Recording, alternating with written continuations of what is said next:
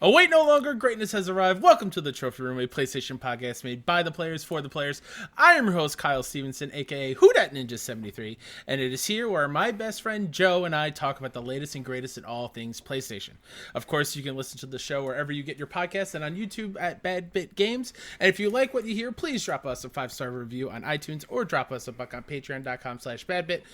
Or you can put it towards give directly, donate your money now during these tough times. So with all that said and all that out of the way, the greatest co-host whoever is and whoever will be, Mr. Joseph Moran. How are you, sir? Well, shit. I was thinking, you know what? This is his first time running the show. He's going to mess up just as many times as I'm going to mess up. First try. I stumbled a very small number when I added the thing after Patreon. Yeah, but that's fine. You winged it and you did fine. We're good. Okay. Oh, yeah, let me get my head this way to fit with the video gag. For the video gag, because this is an audio podcast first, let's describe for the bulk of the audience. Yeah. We're practicing Zoom because we found the whole background thing hilarious. Yes. So much so that where normally, Kyle's in his room, I'm now in Kyle's room, and Kyle is now in my room. So technically, I'm in New York, and you're in Jersey. And the funniest thing is, for some reason, my picture of the set is super small compared to Kyle's body. And he looks like Gandalf the Grey talking to the hobbits in Lord of the Rings. I can put my hand up, and my hand is as big as your whole storage cabinet. Yeah. And I feel like I'm like Frodo because this room is huge. I got all the space. So much more room for activities. I know, man. How's it going? How's it hanging? It's going well. It still feels weird that we're stuck at home for such a long time. But well, you're in my room now. That's even more strange. I know it's a lot tighter. I feel it. Yeah. But man, Final Fantasy's got its hooks in me, and I can't be happier. Dude, so you're on the road to the platinum of this game. I am. Yes, all I have left is my hard mode completion and take out a couple of optional hard bosses in the Shinra simulator, and that platinum is mine. Could you do the pull-up challenge for me? Sure. Is that option where I can play for somebody a thing? I think. Yet? Yeah, I give you the. My passcode and everything. Let's do it. All right, I really can't do it. I get to 36 and then I fail, and I'm like, Tifa, come on! And those workout missions are the worst to begin with. Mm-hmm. But yeah, so far I'm still playing the game first playthrough. The world is crazy, so I didn't have enough time. Yeah. To kind of get back into that world, but I'm planning to tomorrow. I'm planning to finish it up. I'm planning to hopefully we have a Road to Greatness out by the end of the week. About this game. I legit cannot wait to sit down with you and talk about this game. I'm excited as well because I feel like we have different thoughts of this game, but we're gonna land in the same place, I think. Oh yeah. Mm-hmm. Yeah. Okay. Mm-hmm. Cool. I mean, not on who's the best gal, which we'll get to at the end of the show. Yeah, we will. It's gonna get tense. So, okay. With that, that's all I've been playing. I did try to, and I'm not going to lie, gang. I got a drop, and I tried Valorant. Ooh. Mouse and keyboard. It's tough, gross. Right? It's gross. It shouldn't exist, in all honesty. It is so hard. I used to be a big PC kid. I used to do, a lot of RTSs and a lot of, I would do some, first-person shooter stuff. Actually, Overwatch the muscle memory? Is it not kicking in yet? It's not there whatsoever. Yeah. And so it is, the game's promising, but there's no way that game would ever come to a controller, to a console. It just, I don't see it working. But yeah, that's what we've been playing. Again, it's been a pretty dry week. And let's get into the news. Let's square up the news, Kyle, because this week, dude, not a lot of news, but we got one juicy bit. That comes from Bloomberg about the PS5, the reveal that should be coming, should be on its way, and the production issues that it's soon to hit. So with you that, mean take it away. One juicy bit other than yourself? See what I did there? Oh, it's kind of hot. Yuki Furukawa from Bloomberg writes, Sony plans limited PlayStation 5 output in first year. Sony Corporation plans to produce far fewer units of its upcoming PlayStation 5 in its first year than it had for the previous generation console's launch, according to people familiar with the matter. The Tokyo-based tech giant is limiting its initial production run in part because it expects the PS5's ambitious specs to weigh on demand by leading to a high price at launch. The global COVID-19 pandemic has affected Sony's promotional plans for the new device, but not its production capacity they added. Now, I will cut in right here. That is from the article itself. The rest I have paraphrased a bit. I've condensed it a bit, so please check them out. A link will be hopefully in the description of the video version. So again, check it out, but it states the following. In the case of production, COVID hasn't affected production, but has affected Sony's promotional plans. Execs unable to meet to approve business plans for the current fiscal year, including those for the PlayStation unit. That meeting was originally supposed to take place in March. Launch plans. PS5 units 5.5 to 6 million units by March of next year, compared to 7.5 million PS4 by that time. Price. It may cost from the range of $499 to $549. Bloomberg Intelligence's Matthew Canterman points to increased component costs, pushing up the price required for Sony to break even. Sony has struggled with its price-setting decision for the PS5 because of scarce components, Bloomberg News has reported. Promotion. PR and marketing affected by the situation. We can assume there won't be a live reveal like for the PS4. Sony hurriedly revealed the DualSense controller since it's now in the hands of devs and Sony was afraid they couldn't control leaks. Release. As long as Xbox launches in the holiday 2020, then Sony will do the same. No delays. The close contest between the two companies will dictate price. So you can obviously tell which parts were mine and which parts were theirs. So with that, Kyle, I have a question for you. All right? Yes, sir. What in this article interests you the most? Because there's a lot to tackle here. So let's talk about the thing that piques your interest. Yeah. So right off the bat, the thing that really makes it interesting for me is when it comes to the release. It feels like Sony is like riding Xbox's coattails at this point. Okay. Like if Series X is coming out, the new Xbox is launching this holiday, then they have to do it. Right. Right. They don't want to lose a step. They want to continue being neck and neck with them at every single point. So the fact that they're already thinking like, even if we're not fully ready to go all in, if they're going to launch, we have to launch, and what that means for pushing plans further ahead or speed up processes on other things, like, I don't know. I don't think that's the way to go. I think you need to move at your own pace. Right. I don't want a hurried and rushed promotion thing because then the messaging will get messed up. And that is one thing that I find interesting is, for me, it seems like the past few weeks, Sony's been reacting in very strange ways. Like, like the week before, we're talking about the DualSense controller, and, I think it was either me or Ka that stated, like, this is a very weird reveal. Why didn't they have, like Xbox did a little shady GIF to kind of taunt PlayStation. They didn't have like a video of really breaking down what this controller really looked like. It was just like, here's images. Okay, goodbye. Yeah. And it seems like they're not so much reacting to Xbox anymore, but to me, it really does nail that thought that I've been having, and I want to know if you think it's the same, where this reveal, the PR team was completely caught off guard. Yeah. Like, this, I really do think when Sony was just like, we're backing out of E3, again, I stated it last week, I'll state it here again, where they're just like, we're backing out of E3 because we want to go to all these little conventions and do like a grassroots thing. I really thought they meant it. And I think it proves it here because they're not prepared to show this console yet. And yeah, does that worry you a bit? That it seems like not only are they reacting, but they're also behind. Yeah, it does. Yeah, it worries me a little bit. Like you said, I think they really were all in on going to all these smaller conventions and probably piecemealing all this information at each new one. Like each one will get a piece almost. But the fact that nobody is doing that, even though PAX West looks like they're trying to do it still, which I don't know about that. It's PAX, not gonna happen. slow your roll. I hope not.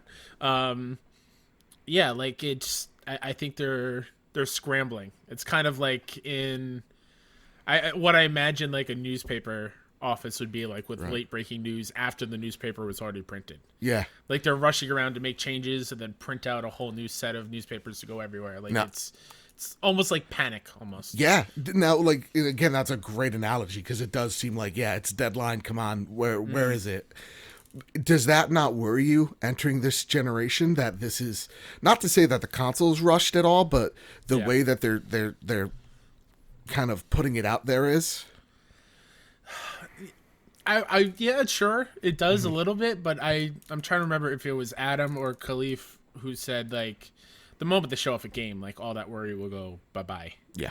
Like, it is, as they show Horizon 2, they show a launch game, like, it is, that worry about what the system will be will pretty much go away.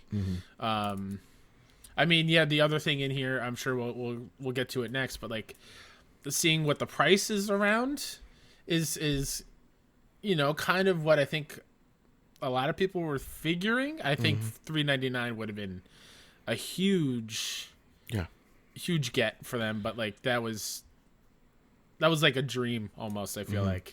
Yeah. And again, by the way, we're just theory crafting here at the end of the day. We can all be wrong, what have you. Yeah. But let's actually tackle the price point. So when we talk about it, with the price tag being anywhere between $499 to $549, where do you see this console being priced at? With Microsoft seemingly creating two SKUs, one more powerful console that is about probably the same price tag, give or take, from the PlayStation 5, and then creating a cheaper, more affordable unit, budgeted at the rumor that is $299. That's the one that won't go away. Do you think that right now? And again, listen, we get it. We're a PlayStation show here, but I do want to be fair. Do you think that Sony's being outflanked by Microsoft? They're definitely being pushed. They're. I mean, most consoles are going to be sold for loss anyway, right? That just to get more people to buy them, to get in the hands, and so they'll take a loss eventually, and then they'll recoup that money down the line. But seeing if Xbox is going to go even below what they're expecting to hit at $490, let's just say the lower of the two, $499. Right. If Xbox comes in at like $350 and the budget one is at $299, like it is, they're in trouble. And I like what Xbox is kind of doing here. If that rumored $299 budget thing, it's a thing, especially in like today's economy, that's huge. Get a brand new thing at a $200 price difference. Yep. Yeah. Okay. That's definitely going to sway a lot of people. And that's one thing. And I'm trying to get there's a tweet that I saw here, and I kind of shared it out. I just want to try to find it here for a second. But it's pretty much Mikey Ibarra was replying to a tweet regarding the price of this console, and he said something along the lines of, to one company, this is a rounding error. To another company, this is a huge situation. This is a serious situation. And so when I think of Microsoft's play, again, we don't know what their consoles necessarily are priced at or the power of the Lockhart. So again, we're theory crafting here. But if we're just dictating by price, we can automatically assume that the Series X is a more powerful console, which also means it's using a larger CPU in a larger board and this, that, and the other thing. That it's going to be more expensive to create as well, more transistors and whatnot. So we can assume that they're taking a bigger loss to make sure that they're at $499. We can also assume, with the information that we have pretty much rounded out about when it comes to the Lockhart, Lockhart's not an impressive system. I'm just going to say that here, right now. From the information we know, it could change in a week. But it is about, again, eyeballing it, 20-30% more powerful than an Xbox One X. So seeing that where Microsoft is, I don't think it's cornering PlayStation. I think it is pushing PlayStation to take a steeper loss on this console. And I really do think the thing that's going to dictate the prices of this console isn't necessarily Microsoft or Sony. I think what's dictating the cost of this machine is the economy. And like, I'm about to get real with everybody here for a second. We might be walking. I mean, real. Let's get real. I mean, like, we're about to get really depressed. Real. We might, because of people like Karen that want a haircut, might be walking out of this thing in July or August, right? Like being as the kind date of that I like, see. honestly, if we're lucky, July or August, I feel like it. Yeah, and so we're going to walk out, and this is going to be the biggest recession since the Great Depression. So I think more people are worried about rent. They're way more worried about putting food on the table than a next-gen console. And I don't care if that console costs $299 or $499. And I think what PlayStation has done, and we'll talk about it in just a second here. Actually, we'll just get to it. It's just Ray writes in, if Bloomberg article is correct about fewer PlayStations available at launch, do you feel that this will lead to difficulties buying one at launch day, or will the demand be lessened by the economical impact of said situation? Does Phil Spencer's smugness worry you?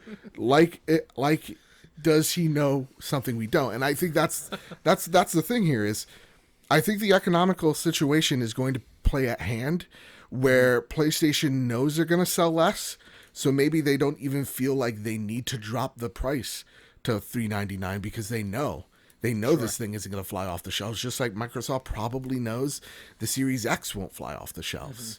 And I think, not to say that Phil Spencer is being smug or whatnot, but I think he's being confident in the products that he has.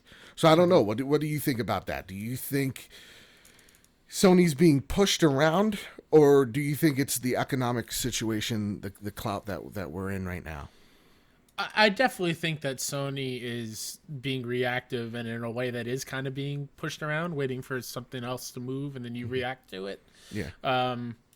But also, yeah, the way the economy is, it is affecting everything, and it's real bad. It's just real bad, and the fact, like Ray asked, any difficulties buying on launch, yeah, it'll be difficult to buy on launch because we have groceries, we have bills, everything is still need to get paid out.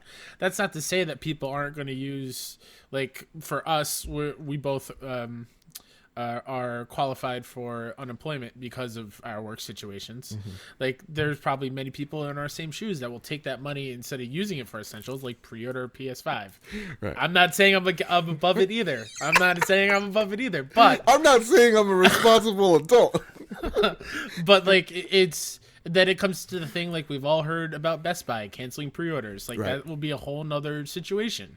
Yeah. Because too many people pre-ordered it and won't happen. So there's more important things when it comes to money than a new system. And that's the thing too. I think you Sorry, that was very rambly. No, that was you're on point, dude. You're killing it today.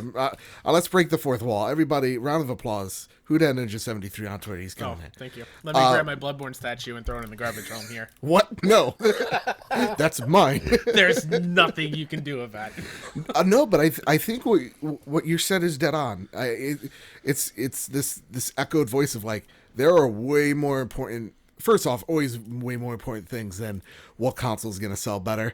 It, to me, never mattered, but if I'm Sony, I'm not too worried because just like the PS3, it caught up at the tail end of that generation. So to me, it doesn't matter who's selling the best to begin with, but I think Sony is being reactive, being reserved, because this is a serious situation for them. This is, in all case of purposes for Microsoft, Xbox goes under tomorrow, they are still $1 billion company.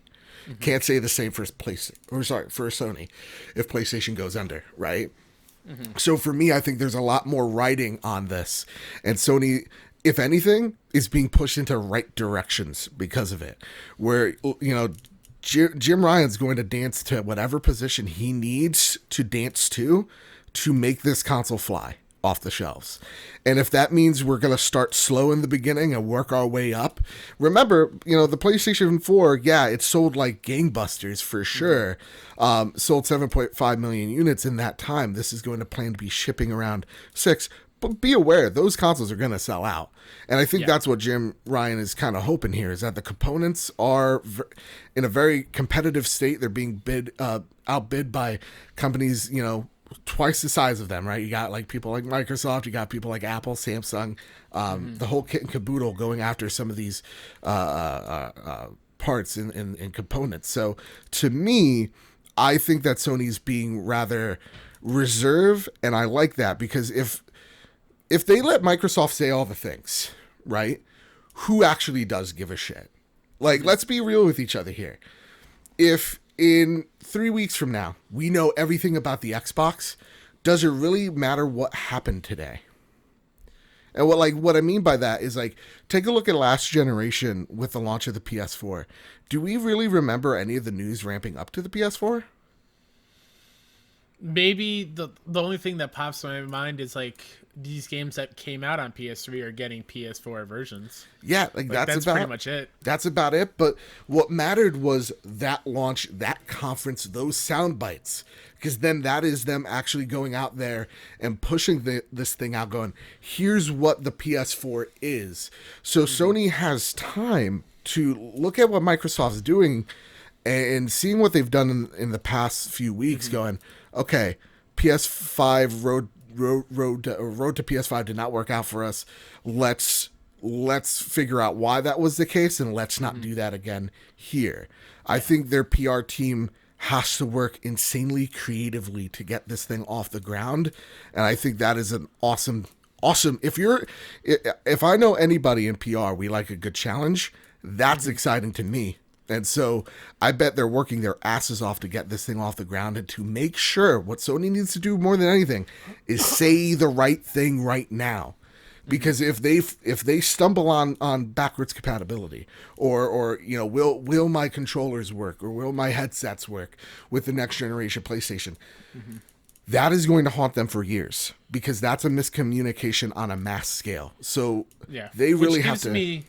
Which gives me some hope for this, because of how masterful that they did with the whole game sharing thing. Like the video of Adam Boyes and Shu sharing a game is legendary. And that was a last minute thing. Yeah, they did that was a reactive thing. So exactly. So if anybody could react and do it well, it's PlayStation. And there is something to note here. The article does say that they can push each other down to a $450 price point. That's where they theoretically see it possibly going. So with that, Kyle, listen, in a few weeks from now... just real quick, that would be very odd for a new console to end in a 49 instead of 99. I don't think... So to me personally, actually, before we get into now, if I was you, if Sony's being pushed, this is me saying it right here, right now, if Sony feels the heat, they will drop it to $399. I don't think they will, but you can't launch a product ending at a 4 or 5, because people will just assume it's $100 more. It's just that is a little like, that's a little marketing PR tip 101 there. They look at that first number, right? Yeah. They look at the first number and then they just round up. Customers round up typically. So they'll see 450 and be like, that's pretty much $500 round up. So yeah, they would, if felt the pressure, they would bend the knee. And they'd go $399. King of the North. King of the North. That is Shuhei Yoshida, because he secretly runs the whole kit and caboodle. They say he's running indies over there. I don't believe him for a gosh dang sec. So this is a segment I'd like to call Now If I Was Shu. Kyle, we are in the mind, body, the soul of Shuhei Yoshida. We have a mission. Okay, we're weeks away from the PlayStation 5 reveal, and guess what? We got nothing. Squat. Diddly. So we have to come up with a reveal strategy. How are we revealing this console? Where are we revealing this console? What's the price of this bad boy? What's it gonna look like? When's it releasing? All of it, Kyle. All of it. Oh, man. So let's start with this. Yeah. How are we showing this console off? Are we doing a two-pronged approach? Where we have two separate conferences, maybe one that generates a little hype, shows a little, maybe like a state of play, and then saying more to come in January would suck. More to come in June, give a little tease, or do you say no. We're doing one whole event, one huge hour-long, we're bringing back E3 from the grave type of situation. This is a state of play from Shu's living room. He has a fireplace going. It's very beautiful. Yes, and if I was Shu, I would love for people to get a glimpse at my home because I keep it very nice. I think it would be one. It's going to be a one giant state of play. Yeah. I think you start that state of play, no joking around, no waiting. It is straight up what the console looks like, and then it'll whatever the image for PS5 is. You know how PlayStation 4 games have like the PS4 logo before they play. Whatever the new animation, The new would swoosh. be. Yeah, straight into a Horizon Zero Dawn 2 or a major PS5 launch game. Okay. To be like, this is what you can play on this system that we just showed you, and then continue with games, and then you can drop the price on you at some point during that. Okay. I like that, actually. I really do. The only problem here is, Kyle, Yeah. Microsoft, little Phil Spencer, he's filling in those blanks. He's saying, rumor has it, there's 2 events, one in May, one in June. So we're still sticking with one? That's a strategy? Yes. Okay. How long is this event? 45 minutes. 45 minutes? Yeah. You're only giving 45. Okay. Whoa. That's short. You don't think we need an hour? Think about Okay. what the best E3 conference ever was for Sony. Yeah. It was Sean Layden coming out on stage. There was got orchestra playing music. Right. And then it was trailer, announcing Crash Remake, trailer, Kojima comes out, trailer. No nonsense. Get to the point. Give us what we want to see. Let's get it done and over with. Okay. So here's my scenario. We can only have 5 games. Tops. No. Hell with it. 3 games. 3 games we show prominently. Yeah. You already said Horizon Zero Dawn, so that one's out. Yep. So that one we're showing first. Absolutely. What's so the 3 next- additional games or 2 additional? 2 additional. Okay. The rest are like screenshots of like a montage. So we're showing off Horizon Zero Dawn first. A whole gameplay reveal, you think? Yeah. Okay. Yeah, I definitely gameplay, especially if it's a launch game. Where you're gonna cut up a story trailer, then gameplay trailer months later? Like, no, give the whole thing. Okay, I got a plan for this as well. We show it, the trailer. It looks beautiful. On to the next game, but the gameplay stuff we'll show hands-on. Like someone will be playing it, kind of like with the E3 that I just spoke about. Yeah, exactly. Where Corey was playing God of War, the multicams. Yeah, exactly. Okay, we're doing. But again, it's in Shuhei's living room. It's a very low budget. People have to pan over to that. the couch. Yeah, and not maybe Herman is sitting there playing the game. Right. You know, he'd be like, chilling. Papa, what are you doing? Shut up. Still staying 6 feet away. Shut up in your mouth. This is a set.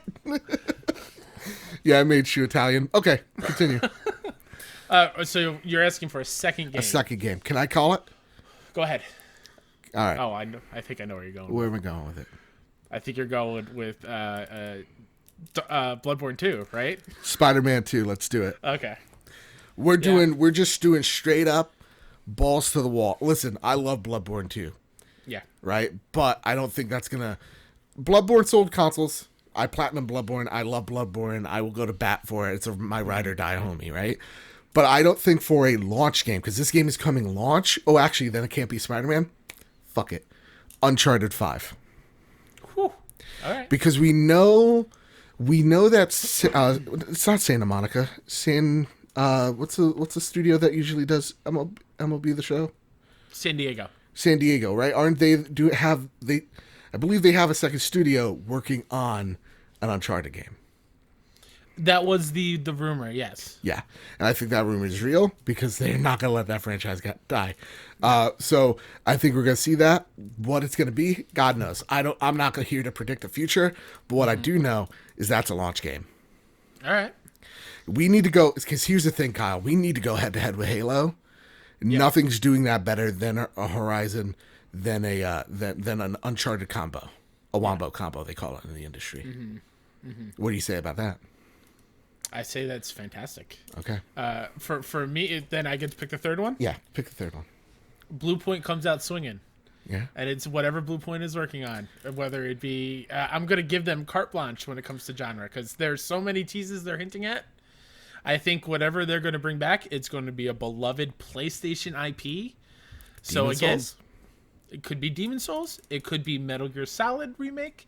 It could be Legend of Dragoon RPG remake. It could be Castlevania Symphony of the Night. Like there's Sky's so the many limit. things to Siphon Filter. Like It whatever. What you're telling me here, Kyle, is it doesn't matter the game. It's just coming out. PlayStation All Stars Battle Royale 2. Like People are gonna eat that shit up. First one flopped out of pure coincidence, if you ask me. But if there's if that is a trailer just at all, Yeah. that's going to be hype. Okay. Well, all these new PlayStation characters getting introduced, and if they learn their lessons from the first one, yeah, I think that can be a good game. But that's regardless. It's regardless. Throw Knack 3 in there because it's a meme at this point. Let's do it. Yeah, let's do All it. right. And actually, okay, fourth game, because we do need a kids title because launch games are launch games. Let's throw in Ratchet and Clank. Hell yeah. I want to throw the kitchen sink at this bad boy. Yeah. All right. That makes sense. And again, then I would like a flash montage of like, and here's some of the other games that we're working on. And you're just you have that weird one with like the bodies. What was that game called? Oh my god. It was Humanity? No. Let the bodies. With like the ragdolls. the Where bodies. the whole game is like the ragdolls are Oh going yeah, through I the think it is levels. called Humanity. It's a weird puzzle game. Something like that. Like that's probably PSN game on launch. You got that Godfall game that was teased. We'll see probably more of that. Okay, so that's the fifth game. That's it. That's our launch lineup. 5 games, all slappers, as the kids say. Can I hit you with a if I was you? Okay, yeah. If I was you, would we bundle a game with the PS5 to offset the cost to make it look like there's more value? If we're launching And if it, so, what game? if we're launching it at $4.99, Yeah, we have to do just it. a standard bundle. I would say like it comes with Ratchet and Clank. It comes with it comes with a game that's going to show you a little bit of everything. But if you're Sony and you're already taking a big loss on this console, you're not bundling it with jack shit. Yeah, I like this. This is balls to the wall. I like this little theory crafting we're doing here. I really do. And then I think we close out the show with technical demos of like how these things work. So you're going to see gameplay of Aloy. You're going to see, close up of like, Mark Cerny with his hands on the controller, and he's talking about the haptic feedbacks and how they work. We're also forgetting Last of Us Part 2. I mean, that's And another thing. Ghost Yeah. of Tsushima. Like, that's still up in the air. And that's the thing. I think while we're trying to Cyberpunk. while we're which is trying crazy. to create something here, I think that's at the end of the day what we go. Also on PlayStation 5, we do a montage of like Last of Us. You close out everything with, Ghost of Tsushima, God of War 2, like Spider-Man 2, and then you can literally close out the show. I'm having fun. Guys, don't have this as a real expectation in your head. We're having fun. There's literally no news this week. Just give me a goddamn break. But then, like, you close out the show where it's just like, and running on a PS5. And it's Last of Us Part 2, and it says 2021. And you could kind of hang your head on that. Mm-hmm. And I think at the end of the day, I think we just solved all of PlayStation's problems. Done deal. I think Or Naughty Dog shows off the multiplayer thing that they were working on. Because honestly, by the sounds of it, all we really want from them is not see how much power it is or how much this thing costs. No, that's what I've been saying for months. We just want to see the games. Give me the games. I want to see Spider-Man. I want to see Kratos and Boy. Give me Aloy. Yeah, God. All right, we figured it out. At the end of the day, though, Kyle, what do you think the price is going to be? We've already fixed the reveal of this console. It's going to be fantastic. It's They might as well probably hire gonna be us the. now. Yeah, I mean, I'm sitting at home. I'm listening, Sony. Come on now. $4.99, I think, is probably what it will be. Yeah, I don't think they need to push units out in a recession. Nope. I think they know what it they know this thing isn't going to sell gangbusters. Xbox knows it the same. And that's why I think the Lockhart's going to do pretty damn well for them. Mm-hmm. But also when it comes to like 5 to 6 million units, I mean that's a low number that you can hit. So you can literally go, "Hey guys, PS5 sold out," and that's a good headline no matter where you throw it. Yeah. Right. So to me, I think that's really what Sony's kind of opted for. Is just like, lowball it. Let's be reserved. We'll ramp up and start selling these things when the craziness goes away because there's just so much clout in the air or whatever. Yeah. With that, though, there is one last thing before we get to all the small news. Are you ready? Sure. The most famous Seamus I've ever met in my whole entire life writes this. So the Xbox is finally getting into the fitness industry. Ding. Good jab, Seamus. Good jab. Jam it right in there. Twist it.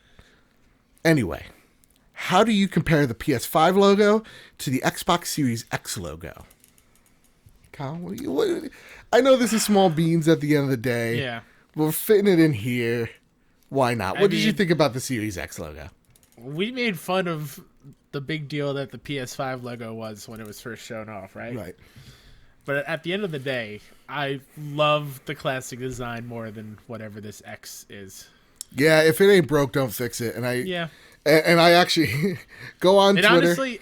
Honestly, I saw your tweet about how you fixed it, which looks way better, by the way. Great job. Canva, but just, beautiful machine. But just that X, like, it reminds me of like a cheap cologne you buy at CVS. Like, that's what it reminds me of. I'm pretty sure I had one of those when I was in high school. Yeah.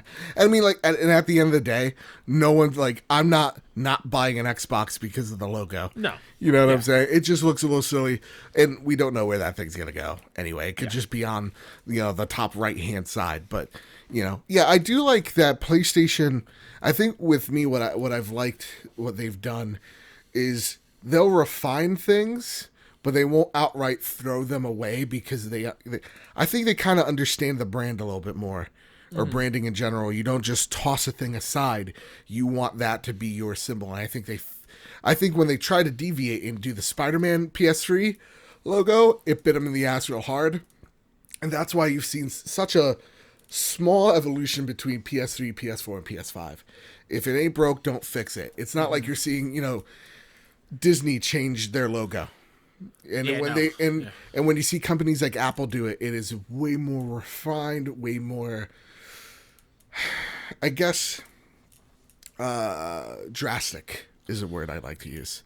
Yeah. I mean, to come, first things to pop in my head are like IHOP became IHOB for a little bit. And like Dunkin' Donuts dropped the donuts. Yeah, now it's just Dunkin'. Yeah. Yeah. So. Well, how do you feel about that? It's not Dunkin' Donuts anymore. I'm okay. Hot take incoming. I think Dunkin' Donuts is overrated. I mean, it's Dunkin', right? I feel like they're just listening. Give me Krispy Kreme every other day of the week. I mean, yeah. Look at us. We're two large and in charge individuals. Hey, we know what we're talking about. Dunkin', hire us. Because here's the thing. I feel like they're just listening to people from Boston. I think that's a bad call. Yeah. Mm-hmm. But also, maybe you do a P. Diddy thing where you're like, the donuts was getting away of our fans. But then it might evolve into like a Snoop Dogg, Snoop Lion situation. Ooh. Who knows? But then they go to just donuts. Like, whoa, hold on there, Duncan. Whoa, your thing is coffee. Hold on. You need to slow your roll here. All right, you invented the iced coffee, I think. Kyle, let's get into the smaller tidbits. Brendan Sinclair from Game Industry writes, Final Fantasy VII Remake ships 3.5 million in 3 days. Final Fantasy VII Remake has shipped 3.5 million copies in its first 3 days on sale, Square Enix announced today. That number includes shipments of physical copies of the PlayStation 4 exclusive, as well as digital sales, which the publisher characterized as exceptional and continuing to grow. Final Fantasy VII Remake launched April 10th and was one of a handful of hotly anticipated titles whose releases were impacted by the COVID-19 pandemic. It's crazy. Yeah. First off, I saw Benji Sales, friend of the show, guest of the show a few weeks ago. Yeah. He was just like, and this is why Last of Us was delayed. Yep. Because by no stretch of the imagination is this a disappointing number. But this could have been a lot bigger of a number if if the current situation wasn't as shitty, right? Like it goes to show. You gotta think there are more people who are in my situation where they had it pre-ordered at a store and they couldn't get to it, and you're just shit out of luck at that point. Yeah, and like again, same here, and you have to wait a couple of days. I feel like there's no easy way to calculate sold, so you go to shipped and it's probably the bigger number. And then at the same exact time, this really does go to show why most games will get delayed. And, you know, though we just talked about for 30 minutes PlayStation 5 reveal or Xbox, I still think at the end of the day those things are in limbo too. Because honestly, I feel like if we delayed it and we're just like, let's have a year, we need to recoup, and we'll come back next holiday bigger and better. You still have so many games just from this year that should have been hit now here.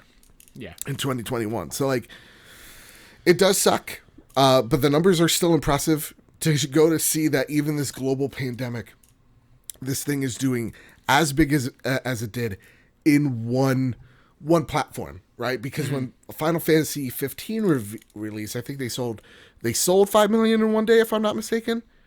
Sounds about right. And it was also on PC, and it was also on Xbox numero uno. So, to me, solid. And technically, I think like we could use an asterisk here. This is the best-selling exclusive at the moment. I think Spider-Man Did it do better than God of War? I think Spider-Man sold 3.3. God of War sold 3.1.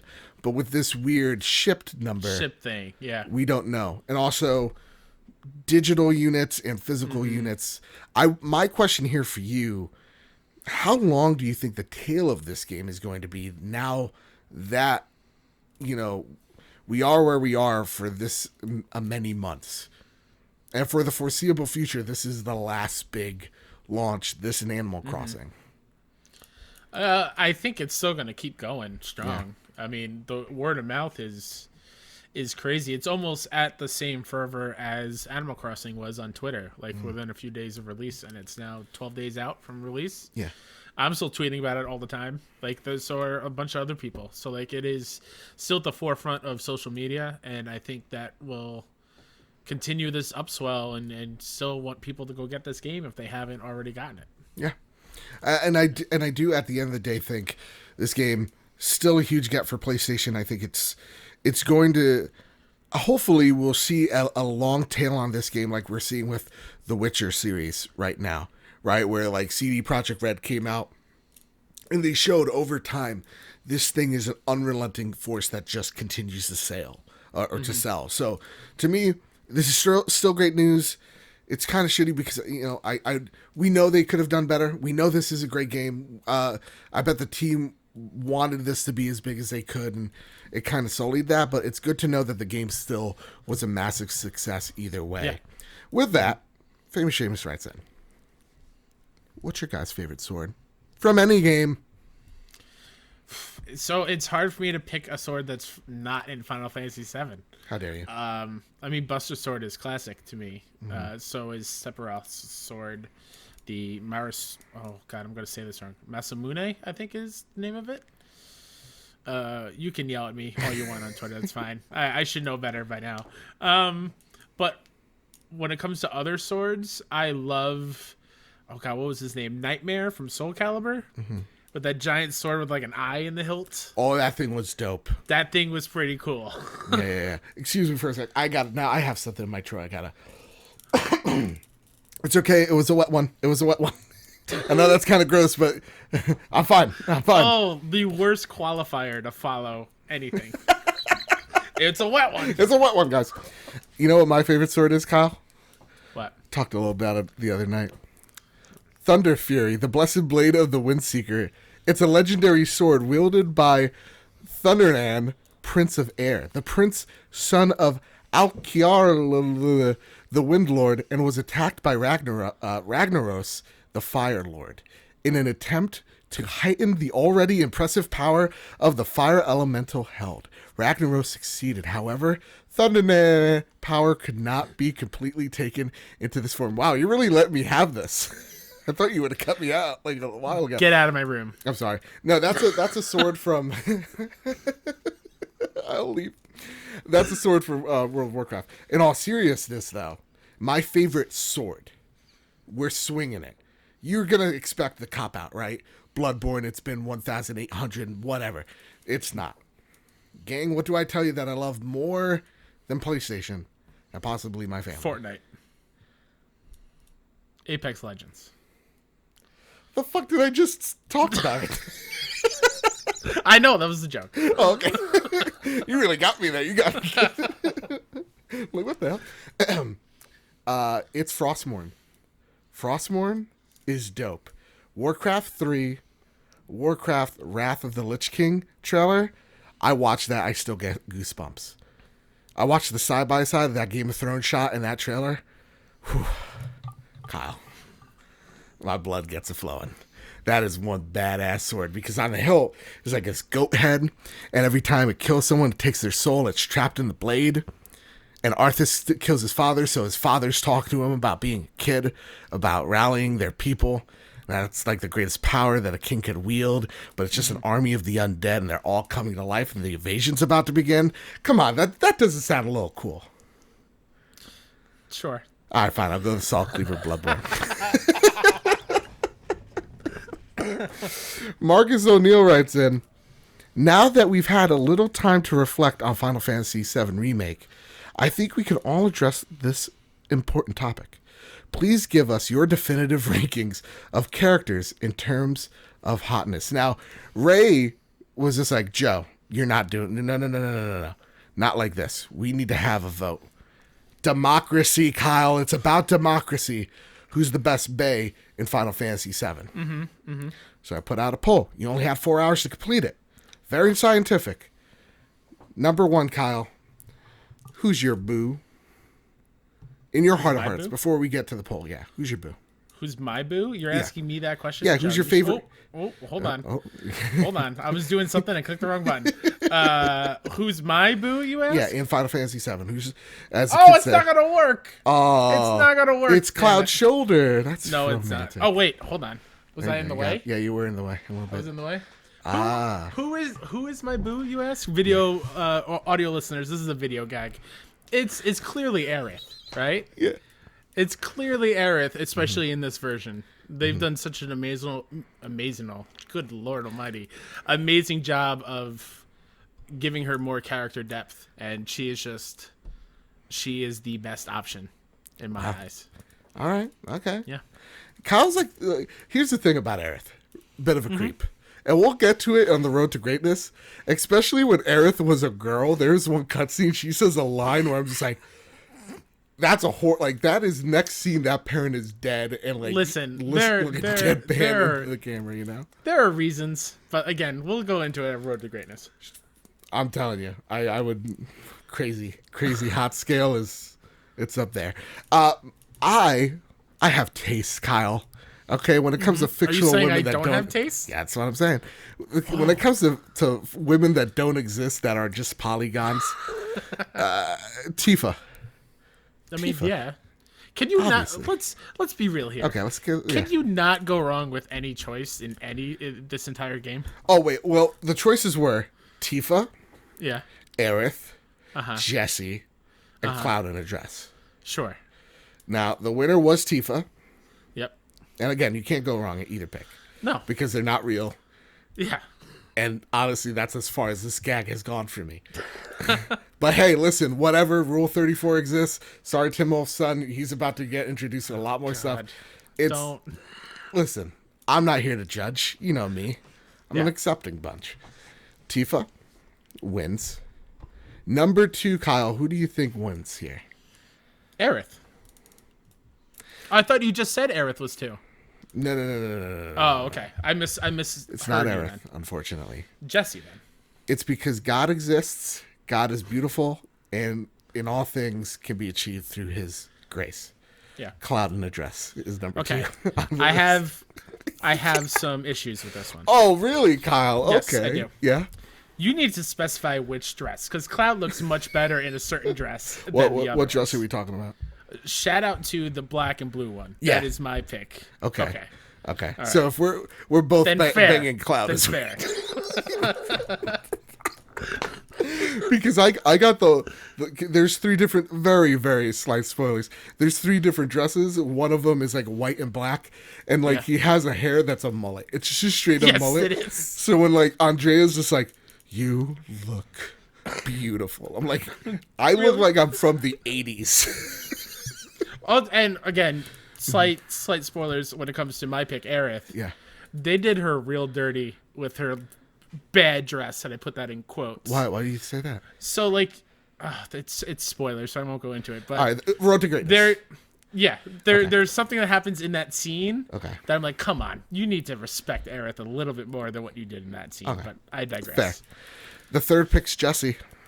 Yeah, Jessie's great. Jessie's girl. Okay. That's not even how the song goes. And then last is Aerith. I'm sorry, Kyle. It's fine. Listen, the heart wants what it wants. That's fair, and she doesn't actually exist. I need to let you in on this. Actually, I need to let everybody in on this. This is a gag between us and the audience, fellow newcomer. Actually, is it the character designer of Final Fantasy VII Remake? He based Jessie off of his wife. Oh, that's beautiful. And they're very, very similar. So, like, yeah. Aww. Shout out to you, man. Yeah. Good job. Also, cool wife, huh? Yeah. I feel like this episode, for like the hardcore listener of the Trophy Room, this is what you want. For everyone else, they are completely lost. And I'm digging it. On to the next story, sir. Jamison Hensley from ESPN, right, too. First comer. Sports. Lamar Jackson to be on Madden NFL 21 cover, not worried about curse. In a span of 9 months, Lamar Jackson went from being the 24th rated quarterback in Madden to the new face of the popular video game. Quote, "It's always been a dream of mine since I was a little kid, since I first started playing Madden," Jackson said in a video conference call with Baltimore reporters. "It's dope. I have every Madden. To me, to be on the front of it, it's a dream come true," end quote. Did someone say curse? Which is officially, I think, ended. What? The Madden curse? Because, like, why am I blanking on it? I was going to say Chiefs. Patrick Mahomes. Okay. Yes, he broke his kneecap or dislocated it in a game, but he came back and then won the Super Bowl. What? So I don't know if that constitutes. Stop it. If I break my knee and or dislocate it, I feel like it was a life. dislocation. Yeah. He came back. He played well. The Chiefs won the Super Bowl. I think the curse is broken. I feel like we should never fuck with that guy. I didn't know that. Because, like, I dislocated my knee and I'm like, all right, I'm out.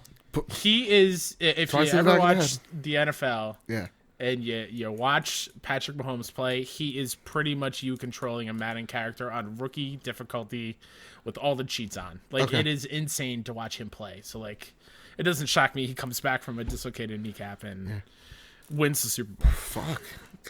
But good on Lamar Jackson. That's awesome. I would love to be on the cover of Madden or MLB The Show. Here's why I put it on the docket here. Grouchy writes in, with all the sports ball things being vacated for stadium peoples, do you think we'll see an uptick in sports ball games being sold because peoples miss live action equivalents? I love how he said sports ball. He's speaking to me, to my soul here, Kyle. This is interesting because, like, there's no football this year. Why is this game still being made? I mean, I know EA likes money, but, like... Yeah. I don't know. Also, I think it's, like, a contractual thing. Yeah. I think they have to make one every year. But, like, it's already being shown that, people are buying games. Like, MLB The Show, I think, charted. Yeah. Or it sold very well this past month because of that reason. I think it's cool seeing the actual athletes play these games, and they're streaming them on Twitch, and like they're playing using their team that they play on and play against other players from other teams, and it's like this whole thing. I saw Hunter Pence, who is a Giant, San Francisco Giant, hit a walk-off as himself in the game and started freaking out like it was a real thing, and I'm like, holy crap, that's awesome. Why are you laughing? I thought that's like Mike Pence's son, and I'm like, why are you watching that dick? No! Hunter Pence is a treasure. It shows how very little I know. Yeah, so like the athletes are taken to it, and I think even ESPN are showcasing like some games. As a Mets fan, as you can see in Joe's picture above his shoulder, the commentary team for the SNY network here in New York, who plays the Mets games, they are doing commentary to MLB The Show games. No way. Yes, they are. They're simming it, and they're just sitting there, and they're doing commentary. That's so cool. It's being embraced in a cool way that I didn't expect, but I'm happy they're doing it. Right. So it's kind of like... It's kind of I thought that was only the way. NASCAR thing. Like, that's actually really awesome. Yeah, it's cool. It's definitely they're finding ways to fill that void. Yeah. I still miss live sports. I'm happy the NFL draft is happening tomorrow. Do they go like sponsored by PlayStation, or are they just like, so this is from the hit Video Juego? Yeah, MLB I don't know. The Show 20. I personally have not checked it out like for too long, but like it's just cool that they're doing it. Yeah. Holy crap, that is actually really cool. I actually want to do like a deep dive. I would like to see, because I know like NASCAR, they have like the players are actually playing the game. I would like to see, and I know I think basketball, they did something where like players were sponsoring like actual gamers. The E-League, or whatever it's called. Yeah, the 2K League. So yeah, I mean, again, this shows how little I know or care about sports, but like. Yeah, that'd be. I think Madden could actually embrace the esports culture and bring in people from football. I was gonna name names, and I was gonna say LeBron James, Footballson, the Patriots, Michael Jordan, the other teams. Like they could bring. I literally just named one other, and another player is the title of this last headline news that we just read. Lamar Jackson. There you go. Baltimore Ravens. Baltimore Ravens, right. Okay. Let's talk about Death Stranding. Let's. Yeah. Just look outside. It's Death Stranding. But before we go, first and foremost, in these dire times, because news is getting there's almost none exist. Thank you so much, everybody, for giving your questions in, because it's really filling out the show in big, major ways. So thank you again, everybody. We ran out of questions after Grouchy's, but I think Grouchy, you hit it out of the park. I want to see more games do well. So if sports ones do well because of it, more power to them. Absolutely. Michael McWhorter from Polygon writes, Death Stranding PC release delayed to July. Death Stranding's port to PC has been delayed. The game, previously scheduled to arrive on the Epic Games Store and Steam on June 2nd, has been pushed to July 14th. Kojima Productions announced on Tuesday. Tweet from Kojima Productions. Quote, following the temporary closure of Kojima Productions, we have had to delay the PC launch of Death Stranding to July 14th, 2020. To allow more development time amidst the current work-from-home orders in place.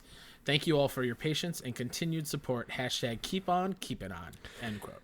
It made me think, it's so crazy how much Kojima, I think we've mentioned this briefly, but I want to kind of elaborate on it. How he hit the nail on the head? Yeah. Like, we are just kind of secluded, and we are so desperate for relying on people to bring us essentials. Yeah. And like how those people are heroes, and how there are wacko crazy people that have completely lost their mind outside, causing ruckus for no reason and disruption for no reason, other than because they want a haircut for supercuts. You know. You see this hair? Yeah. I'm gonna let it grow for as long as I possibly can, because I'm not going out for a haircut. I don't care. Who do I have to impress? I want to see you look like Irish Jesus. I would pay good money to see Joe that. Exotic, here I come. Hey there, everybody. Oh, sorry, I meant Joe Dirt. Joe Dirt with the mullet. That's what I was thinking of. I mean, it works either way. Yeah. But like it is crazy to see how right he was. It's just every time I think about it, it's like 420 all over again. I get like this existential thing of like galaxy brain. Yeah. Like instead of bunkers, it's just houses. Yeah, like I saw there was a dad who made a pod for his baby to go on walks. Yeah. There was one on Twitter the other day where someone built like an exosuit to carry packages on the back to keep it all balanced. I'm like, holy crap. That's happening. Cool. It's happening. Yeah, we got babies in pods. We got people with huge backpacks. Like God I keep calling my BTs start showing up. Like, damn. Are those canvassers for Donald Trump? Are those the BTs? The BT who would come for us? No, I was thinking. Oh God, who's the villain of Death Stranding? Higgs. Yeah, Higgs. Higgs is kind of the Trump, you know. Yeah. I mean, you draw your political lines where you want, but like, They both say some pretty wacky shit, to Yeah. say the least. You know. Anyway, that's been the trophy room. But before we leave, we got one last little segment for you. Kyle, are you holding on to something? Yes. Good. Prepare the drop. We may be facing an extinction level threat, but that doesn't stop PlayStation from dropping the latest and greatest games onto the PlayStation storefront. This week, it's actually not that bad, but there's a twist. You see, usually each and every week, Kyle and Joe pick one game that they're very hyped for, but Joe really wanted to commit to this bit where he's in Kyle's room and Kyle's in Joe's room, so Kyle picked the game for Joe. So I'm reading it for the first time. Here we go. Spuds Unearthed. Fight to build your own Spud tribe and make your planet prosper in this hilarious action strategy game with a dash of playing God. Journey to different planets, upgrade your heroes, and create new weapons for your galactic conquest. That actually doesn't sound bad. I mean, especially with your potatoes. Let me see this. You are potato tribe. I want to see the art, but I need to see the art for it. Let me just... Yeah. That's why I picked it on art alone. Where is it? Spuds. Spuds. Oh, baby. ABC order. Predator. Spuds. Oh my God! Yeah, this is a potato. He has night vision goggles, rocket launchers. It's a good pick. Rockets everywhere, actually. Yeah, you know what? This doesn't. I'll check it out. Yeah.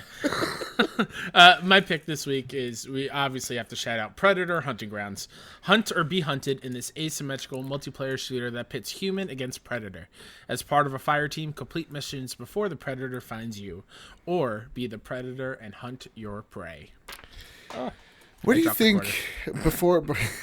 That's what that sound was. Before we, say adios, amigos.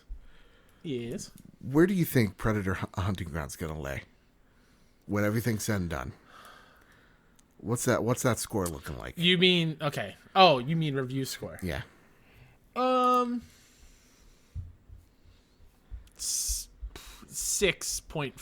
6.5. Okay. I personally have not gotten a chance to play it. You have, and I'm just going off of your impressions and other things that I've seen as well. So I hope the best for them. That's all. That's all. I don't want to be negative. Why? No. There's no. I hope the best for them. Hopefully it's better than what did the Friday beta. the 13th get? I think it got like a 5. Did it because really? Yeah, because it was very sluggish, I believe, at the start. Now, Kyle, I say this because we run a fantasy critic league. Now, Yes, you're trying to cheat because you put Paper Mario in this here. In ours? Just between us? In just between us. I'm looking at No, it right I now. didn't. Did I really? Now, Kyle, That is a mess up on my part. I want to drop that immediately. I want to ask you a question, Kyle. Yeah. Do you believe in a higher power? What? Are you a God-fearing man? I haven't checked this in weeks, and I just saw what you picked up, and I hate you so much. I'm Satan, Kyle. That's what I was alluding to.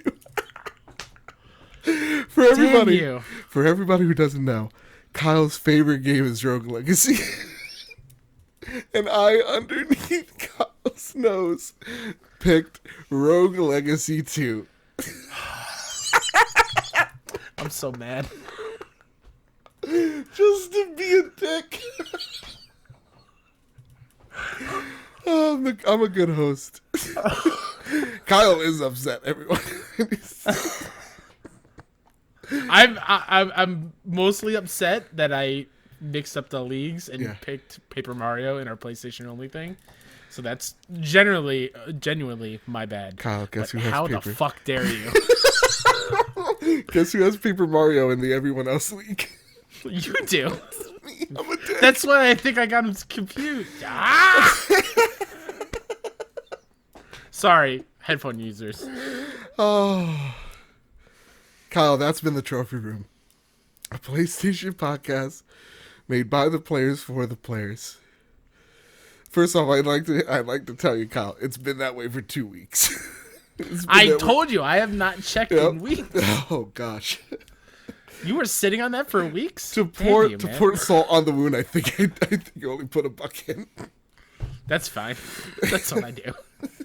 Anyway, that's been the Trophy Room, a PlayStation podcast made by the players for the players. Hey, if you like what you heard this week, with all the hijinks that ensued, please rate us 5 stars on iTunes.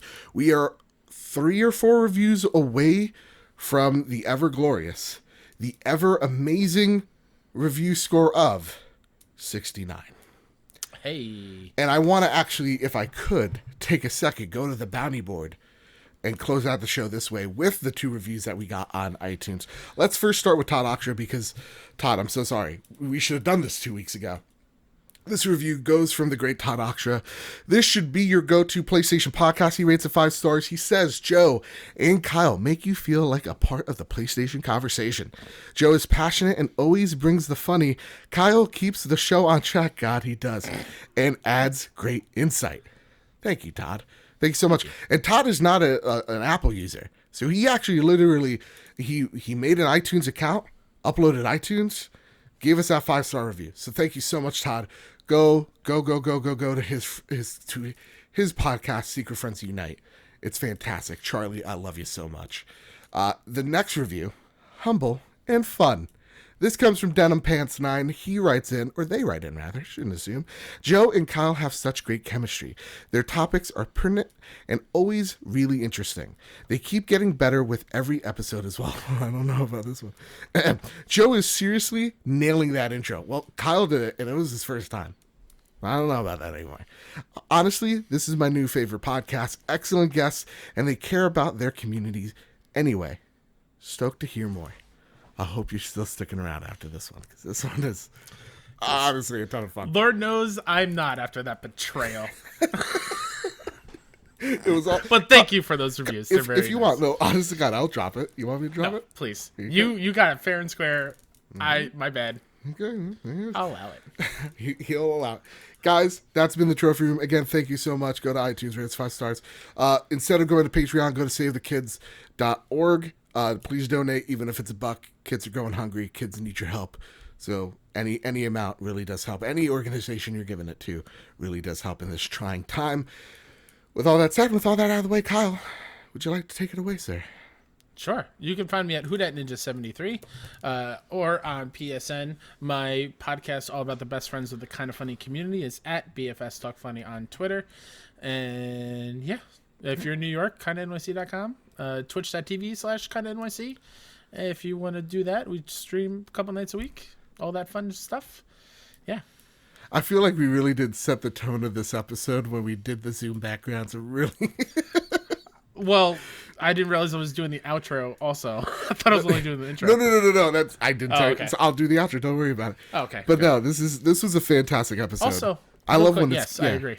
I love when it's just us. You know what I mean? I'm giving the audience homework right now. Oh, okay. Ready? Yeah. Tweet at us where we're going to be in next week's episode with the background. Give us a new background. Mm-hmm. We'll choose it at random. I could be in a beach in Maui. Kyle could be in space. Who knows? You decide. It's got to be appropriate for YouTube. Right. No NSFW stuff. Right. But yes, send it our way. All right. You heard it. You could be a video game as well. So you could be like Final Fantasy background. I don't know. The sky's the limit. You do what you do. Put me in Bloodborne. Andrew House's house. Saboteur. With all that said, with all that out of the way, everybody keep playing. Keep hunting. Keep playing PlayStation.